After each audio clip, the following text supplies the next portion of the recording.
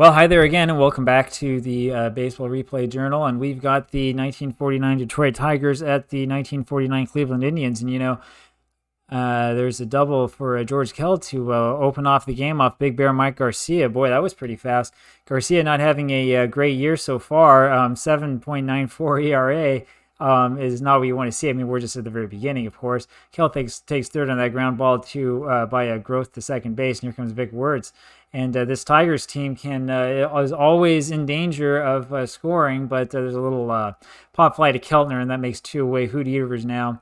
Hoot Evers also having a pretty good year so far in the very, very beginning of it. And there's a little ground ball to Keltner, and he can't do anything with it, and that scores a quick run here for Detroit. Boy, I didn't even get done explaining what we were doing here, and they already have a run across the board. That's the way that it goes here in the Baseball Replay Journal.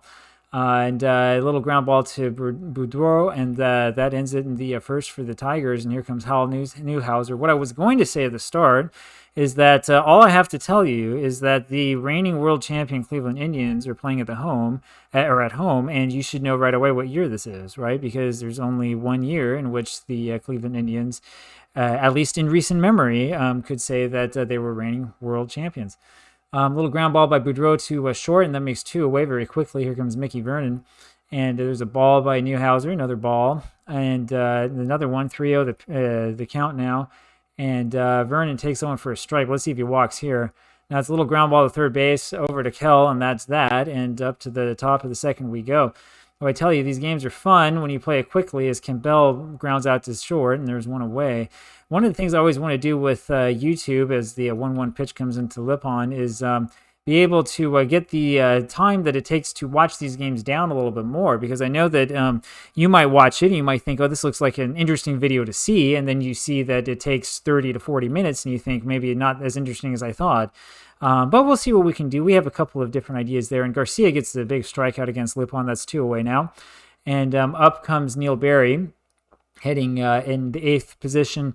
I was about to say for a reason, but not necessarily. I mean, he hasn't been hitting too poorly this year. 3-1 the count now on him, and there's a little base hit right into right center field. Up comes Hal Newhouser now with runner on first base. Now, Newhouser's hitting ninth for a reason. That's obvious, as is the case with many of these pitchers. And with two outs, there's not really too much that he can do for you. Newhouser checks his swing. Oh, and he holds up, so we'll see if Garcia loses him or not. And there's a little pop-up, and that's that. Bottom of the second coming up for Cleveland. And Bob Kennedy, another out for him, and he just isn't hitting the bat at all. Hal Peck now comes up for Cleveland. A little piece of that one, 0-2 now the count. And now it's 1-2 as he takes that as a high ball. And little pop fly to center field, and there's two away. And here comes Flash Gordon. Boy, you love these nicknames, man. 1949. I would say it feels like it was yesterday, but it definitely is not the case for me. This was about 40 years or so before I was born. Strike three in there to Flash Gordon. Up we go to the top of the third. And here comes George Kell again, who scored the only run of the game so far. 3 hits for the Tigers as the 1-2 pitch comes in. No hits for the Indians. And there's George Kell with a base hit. Now, you might think, why would I mention that the Indians have no hits? Well, maybe because I'm hoping that they get one since I'm managing them. The fly ball by Growth over to Larry Doby in center, kind of a loud out, and that makes one away. And there's this play-by-play again. I've seen this a couple of times now where you get the error by the infielder, and what could have been a double play getting out of the inning now turns into runners on first and second with only one away. And we'll see if Hoot Evers makes this pay for our inability to run the double play. Interesting strategy here is they're stealing. We're going to throw to third, see if we can get him. And nope, safe at third. And so the double steal works. I don't know if you would expect doing that with George Kell and Vic Wertz. George Kell, 13 stolen base attempts on the season, only 7 successful. And Vic Wertz had 5 stolen base attempts in the real year, only 2 of which were successful. That I feel like I'm back playing action PC football again, where the computer's always trying to put one over on me and trying to confuse the way that I'm thinking. Another pop foul by Evers, and it remains 2-2. And he went around there. That's strike 3. Let's see if Big Bear can get out of this one with Aaron Robinson coming up. And he gets the call there. 1-1 the pitch now. Ball 2. And there's another breaking ball, and it's 3-1 now. Let's see if he walks him. and he walks him. The bases are loaded. That's walk number 4 in the year so far for Garcia. And he gives up the base hit to Campbell, and it's 2-0 now, Tigers, and not looking so good for Cleveland. Not today. All of these games, by the way, on this day, this is April 24th, 1949. All games are day games on this day. I went and looked that up in the official schedule, the as scheduled schedule, which is what we're playing with, not necessarily the as played schedule. Base hit there for Keltner. Now, as you may notice, there are actually a lot of double headers on this day, and some of those could theoretically turn into night games. But as scheduled, these were all scheduled to be day games. Question here of what to do with Jim Hegan coming up with Keltner on first. Keltner doesn't really have much running speed. Hegan doesn't have much by way of offense, so we're going to bunt anyway. And I think that you could second guess this. The bunt is successful. He's tagged out on the baseline. Now up comes Mike Garcia, who actually has 1 hit so far this season for 1 official at bat, it looks like. And Garcia strikes out in 3 pitches. So much for that. No more speculation from me. And here comes Larry Doby. At least you have runner on second for Doby as he gets a base hit out there to left field, and we're going to send Keltner. We will not send Doby to second, and he's thrown out of the plate. Man, oh man. Man, oh man. Well, you know, as I've said before, and as I'll say again, when it comes to these games, I'm always going to take the risk. I'm always going to go ahead and sort of see what we can push forward, especially when we're playing at home and when we're down here early by 2 runs. But man, you know, you really, really wish that you could score some of those. It's difficult with Diamond Mine Baseball. Other games are different. There are some games that will give you a percentage chance to give you an idea of what the chances are of making it. With Diamond Mine, you just sort of have to feel it, and you have to have a feeling for the players and a feeling for the guy who's in the field. And that time it looks like my feeling was incorrect. Now, not the first time in my life I've been wrong. But boy, it does sting a little bit, doesn't it? You know, when you think that, man, we could be close into this game, and instead we're still down by 2. At least Cleveland's not being no-hit anymore, so it could be worse. And Garcia makes that play 1 away now in the top of the 4th inning. And here comes Newhouser, and he gets a base hit, and looks like he was going to stretch it for 2, and he's thrown out at second base, trying to stretch this one into a double with the 2-0 lead. Wow. I mean, I guess I could see it happening in real life, but geez, you know, how? I mean, you don't need to do that. You can stay at first base. And now you've got nobody on with 2 outs and a little ground ball to Boudreau, and that ends that. I'm not certain I understand what the reasoning was behind that, and it wasn't the computer manager necessarily making the call. I guess it could be, but I kind of doubt it knowing how the game works. Boudreau gets a base hit here to lead off the 4th, and here comes Mickey Vernon. We're not doing anything with Boudreau, who doesn't have any sort of wheels at all. And so this is one of these play-by-play things that kind of confuses me, right? I guess the inside fastball got away, but it didn't get away from the catcher because Boudreau doesn't actually advance. Again, if there were to be a future version of the play-by-play, I kind of would like to see stuff like that clarified. Looking at Boudreau really quickly, mostly to tell his age, 31 years old, and still the player-manager of the team, except, of course, when I'm in charge. A 3-0 pitch, Boudreau gives Vernon the take the pitch signal, which he does. Now comes Bob Kennedy up. Kennedy not hitting well so far this season, does have the ability to do so, but has not made good on many of the chances he's had to date. I guess he's having one of those cold Aprils. But here we go with a little sinking line drive, and Evers ends up catching up with that 1 away now, and Hal Peck comes up. A little curveball wide on Peck, and he bounces that one over to Barry, and they complete the double play. Top of the 5th inning now. And here's Johnny Groth again, and the count now 1-1. And 2-1 as he watches that ball low, and now he pops up to Hegan in foul territory, and that's 1 away. Little foul ball there by Vic Wirtz, and he takes the ball. Now it's 2-1 is now the count.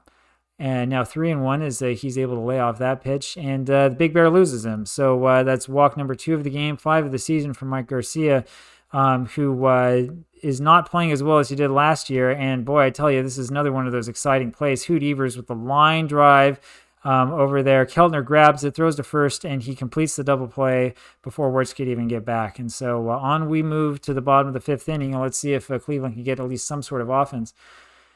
Gordon gives us a try, but Flash lines that one out, and it doesn't even get out of the infield. It's 1 away. And a little pop fly by Kellner to center field, and that makes 2 away. And Hegan, first ball swinging, and probably a little bit ill-advised, and he just lines one out there to Evers, and on we go to the top of the 6th. We're going at a pretty good pace here. We might be able to get in under 20 minutes. Let's see what happens. It depends on whether we have any offense here at the end of this game. Robinson bidding for some offense and doesn't quite get it. Still 2-0, 1 away here in the top of the 6th. 0-2 now the count on Paul Campbell. And he hits one over there just right out of the reach of center fielder Larry Doby for a base hit. And on comes Johnny Lipon with 1 on, 1 out. And he takes another ball, and it's 2-0 now the count. And here comes the Big Bear for ball 3. Garcia is still having some control issues. A little bit of a pop-up there, and let's see if he can get him here. And instead of that, there's a little curveball ripped to Doby, but not quite hit far enough, of course, as we all know. It's pretty far out there to center here at Municipal Stadium, 410 feet. And it looks like that was a hit-and-run play that was called, and instead of a hit-and-run, you just got a straight-out caught stealing at second base, and so it is.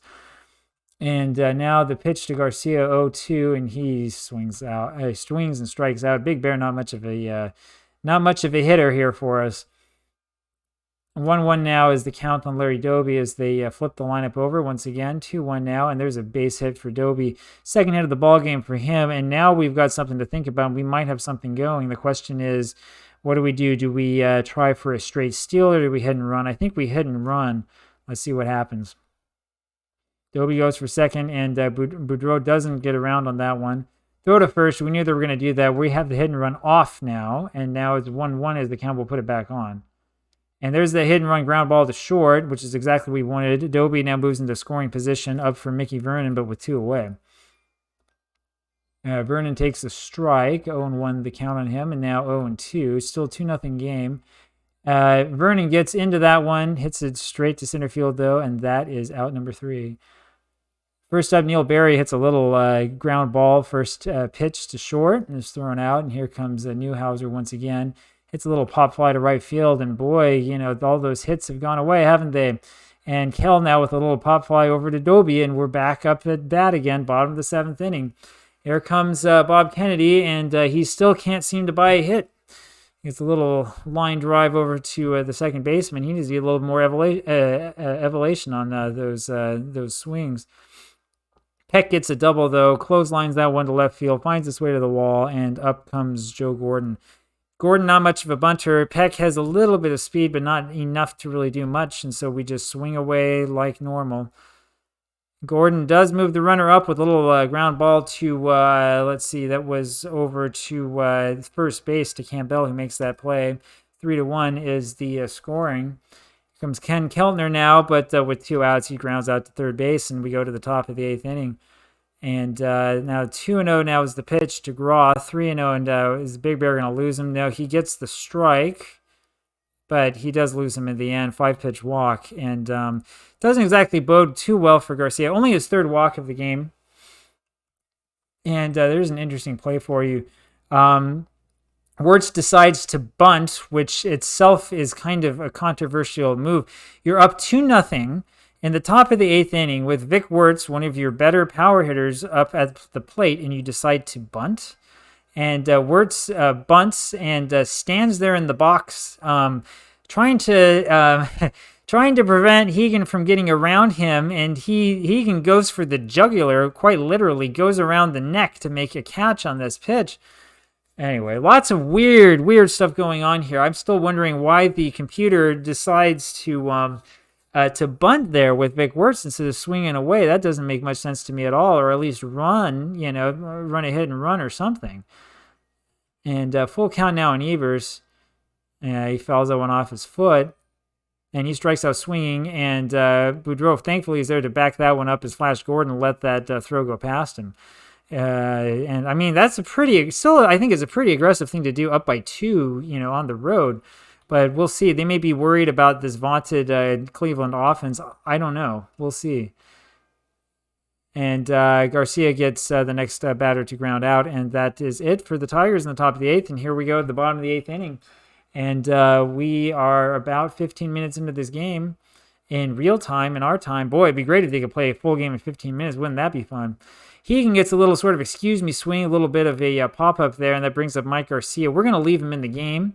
I know that he's had a few problems with control, but we're going to bum with him anyway. And what does he do? He bounces that ball to third base, and they get the play at second.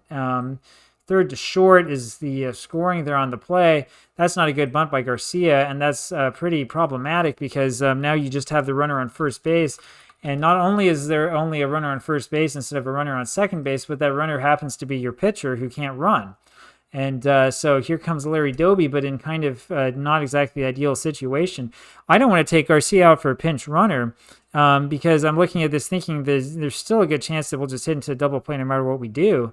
And I'd rather have him on the mound than try fooling around with the bullpen. He's not pitching that poorly today. 2-0 now the pitch to Boudreau as Doby just popped that one up. 3-0 on him now. Now it's 3-1. And now we got a full count on Lou Boudreau. He fouls that fastball away. Full count remains. And he gets the walk. So that's a pretty crucial moment in this game. We got runners on first and second. Mickey Vernon now comes up. And he grounds a single off the glove of Kell there at third base. And I'm going to hold the runners. Man, oh man, now that's another one of these that should get you in the comment section going at least a little bit wild. Tell me what you would have done in that situation. You have to pause and you have to sort of think about this. Again, I don't know exactly where the ball is hit. The game play-by-play can't really be trusted here. But I worry a lot about having a runner thrown out, whereas, having the next guy come up, who is Bob Kennedy, who, as I've said before, has not really been hitting this season. I worry, though, about sort of taking the bat out of his hands and what could be a clutch situation. So we'll see if Kennedy can do something with it. Hits the ball high and deep to Wirtz in right field, and that is the end of the inning. Not deep enough. Not deep enough, Bob. There's a strike to Campbell, the Detroit leadoff hitter in the top of the ninth. 2 strikes on him, then he gets a little ground ball to Keltner at third, 1 away. First pitch to Lippon is also a strike, and he takes the ball 1-1. And he rips that one to right center field for a base hit, and now we'll see what's cooking. There's another base hit for Barry, and up comes Newhouser. We'll see if they pinch hit or not. I am going to keep Garcia in this ball game. I'd rather keep Garcia than go to the bullpen right now. And in terms of pitch count, I think that we're doing okay. Newhouser, by the way, gets the bunt down, moves both runners over the way they were supposed to, the way that Garcia was supposed to. And that brings up George Kell, and we're not going to walk him. We're going to pitch to him. In real life, they would have walked him, but I think it's a foolish decision. Make him beat you instead of putting him on base and let another guy beat you. And what happens, of course, Kell beats us with a base hit. That makes it 3-1. This game now is slowly coming out of our control. I mean, it was never in our control to begin with, but the chances of that comeback are becoming fewer and fewer and smaller and smaller. Johnny Groth pokes that one over to center field, and that is the third out. And here come the Indians, and we need to get those rally caps out and hope for something, hope for some kind of miracle. Hal Peck now 2-1 the count on him. Now it's 3-1. And there's a little pop-up, and Peck gets a little excuse me swing. A little bit of a base hit, kind of a bloop base hit, and that brings up Joe Gordon with the runner on and 1 out. Oh boy, we're going to hit and run. Rip to left field, but hitting and running there was probably not the best move, was it? So Gordon rips that ball to left field to Evers, and Peck is a sitting duck there. He's beyond second base, and he can't get back in time, and now it's 2 away for Cleveland here in the bottom of the 9th inning, and up is Ken Keltner, and this is the last chance. If Newhouser gets him out, this will be an 8-hit shutout, and it's a full count now on Keltner, and he takes the ball for the walk, and now we got Jim Hegan coming up. We're going to start going to the bench here. Yeah. So I'm just sort of thinking about, I guess we can go over here, take a look really quickly at the splits. See if we've got anybody who seems to do well against lefties. We have nobody. We're going to put Bobby Avila in there. We'll put Bobby Avila in and sort of see what happens, see if he can keep this one alive. 0-2 quickly is the count on him. Takes a ball, 1-2 now. And a little bit of a sort of bouncer there to Kell at third base.